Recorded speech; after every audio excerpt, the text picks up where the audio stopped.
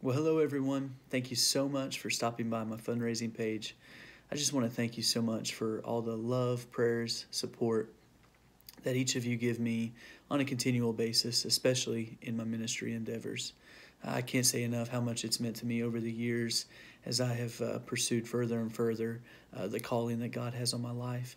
I just want to take a few minutes just to let you know why I want to do this One Nation, One Day in Lima, Peru. So a couple years ago, as I was getting involved in church more and more, I saw an advertisement for the One Nation, One Day in Nicaragua. Thinking about taking time off work, thinking about the funds that it would take to do that was honestly pretty scary to me at the time. So I found a way to back out of that. Now, this was before I would pursue things like the ministry leadership intensive that would happen at my church very soon after. At that time, I was trapped in a mindset of fear and didn't really want to pursue fundraising and try to raise money to do stuff. I actually just sort of let fear talk me out of opportunities. Well, as I approached this ministry leadership intensive at my church, my wife and I both did it together. So we had to raise $5,000 for this program. And that included college classes, that included conferences, that included working so many hours per week here at the church. And it was scary, but it forced me to think beyond those mindsets of sort of simple-mindedness and fear as it relates to raising funds and finances. And my church family paid for the entire thing for my wife and myself. Some people we knew and loved very dearly, of course, contributed, and some people we didn't know contributed. And it was just a huge blessing.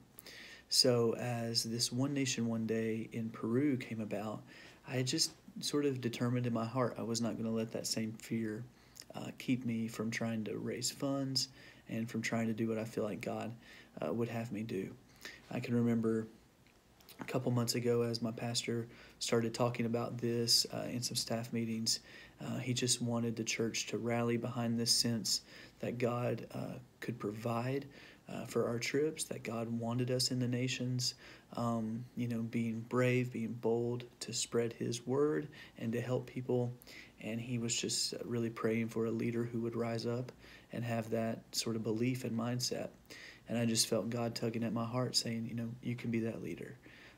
So it is not without prayer, not without lots of prayer and trusting God on my end to step into this role.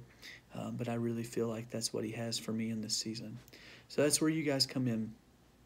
Thank you so much for praying and loving on me during this season, but anything that you could contribute towards helping me get to Peru would help. I have about $3,000 to raise. It is not an impossible task, but one that is going to take generosity from you guys. So thank you so much for considering this. Thank you so much for any prayers, thoughts, action toward helping me get to Peru. Love and appreciate you guys, and every child, every person blessed in Peru. You will have a hand in blessing because even if you can't go, you are helping to send. So thank you so much. Love you all.